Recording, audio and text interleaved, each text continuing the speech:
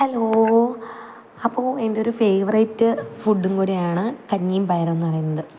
അപ്പോൾ ഇന്ന് നൈറ്റ് അമ്മ കഞ്ഞിയും പയറാണ് കേട്ടോ ഉണ്ടാക്കിയത്.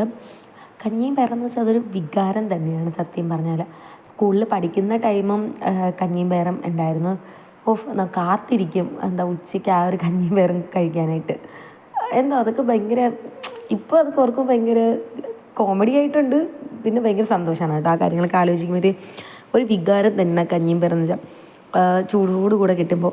പിന്നെ സ്കൂളിൽ പഠിക്കുന്ന സമയം ഇങ്ങനെ അച്ചാറൊന്നും തരത്തില്ല, വെറും കഞ്ഞി. നമ്മൾ കടയിൽ പോയിട്ട് ഒരു രൂപയുടെ അച്ചാറൊക്കെ ഉണ്ടായിരുന്നു. അപ്പോൾ അതൊക്കെയാണ് വാങ്ങിയിട്ട് വന്ന് കഴിക്കുന്നത്. ടീച്ചർമാർ കണ്ട കൊല്ലും ആ സമയം തന്നെ.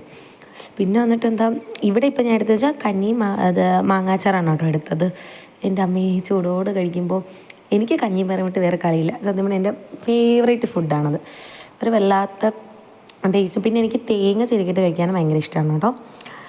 അപ്പോൾ ഇന്ന് നിങ്ങളുടെ വീട്ടിലെ നൈറ്റിലത്തെ ഫുഡ് എന്താണെന്ന് കമൻറ്റ് ബോക്സിൽ അറിയിക്കേണ്ടതാണ്. പക്ഷേ അടിപൊളി ടേസ്റ്റായിരുന്നു.